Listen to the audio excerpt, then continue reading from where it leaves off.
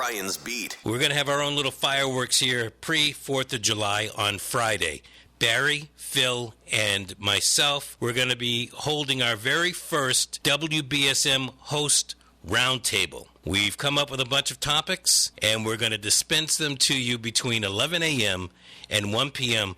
this coming Friday. So part of my show and part of Barry's show, we're going to be doing this. We will certainly open up the phone lines to you. Again, that's going to be the very first WBSM host roundtable, at least the very first with yours truly and Barry back over here. I'm sure Phil has probably done a couple. Again, that's Friday between 11 and 1 o'clock right here on New Bedford's News Talk Station, 1420 WBSM. We are talking today on the Educational Focus about the pros and cons of single-sex education, whether that means an entire school or maybe classrooms that are divided up by sex. And it is by choice.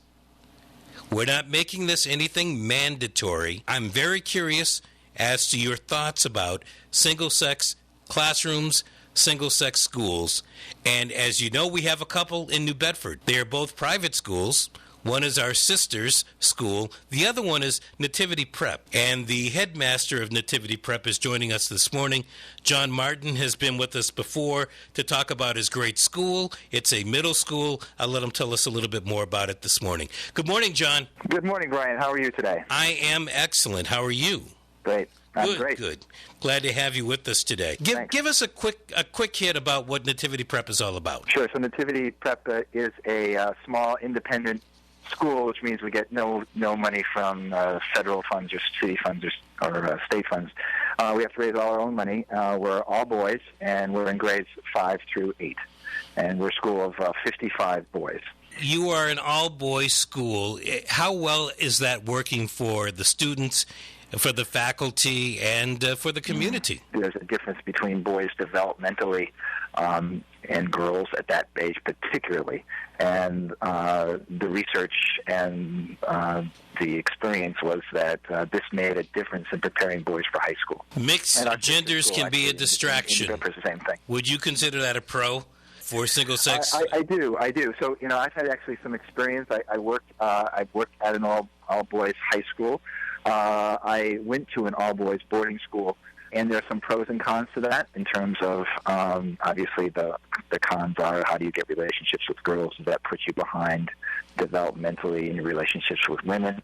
I think when I went to an all-boys high school, boarding school, I felt a certain sense of camaraderie with the guys I went to school with and still maintain those strong relationships. I think it may have affected me in my relationships with women for a little bit, but I think I quickly caught up to that. I think that was about a 6-month delay. That could happen even if you had women in school and just didn't socialize with them. Yeah, it could happen at any time. I think the issue is I'm actually more in favor of the middle school approach myself. I think that the middle school approach is particularly where we see young men and young women. There's such a developmental variation. We could talk long about that, but if you look at the developmental variation between boys on a physical level and on an intellectual level, even the development of the prefrontal cortex for boys really isn't fully developed until they're 23 or 24, which is the whole risk-taking, assessing, how much danger there is. I mean, that's why boys do crazy things when they're in their 19s and 20s, because the brain's not really functioning like it's going to be functioning at 25. We'll put that back a few years in 7th, 8th, 6th, 7th, and 8th grade. They really are developmentally different than girls, and it's hard to teach. It's hard to teach that developmental variation when you have a lot of variation in the classroom with women. So I think that this is, I think a lot of schools should look at it. I know there's been a lot of success in the inner city in many different cities where they've done this, and it's been very successful. It's a lot easier to pull something off like this when you have many schools that you can actually break down and say, we can make this school all male, we can make this school all female. I can't see you really doing that in a Dartmouth or a Fairhaven, but maybe you can do classrooms like that. Right. So I know that there have been some public schools in the country that have decided that they're going to make units within the school single sex, or classrooms within the single sex. Single sex schools do they break down stereotypes or the opposite? I think that's a moving question. I think it depends on the administration and the faculty and the culture of the school. And there's not an easy answer to that. I think if a school is doing its job well, it's going to break down stereotypes. It's not going to. Obviously, if you have an all-boys school, you're going to have a tendency, just a natural tendency, to be kind of a male-oriented, persona-driven institution. And having been in one, I can tell you that can happen.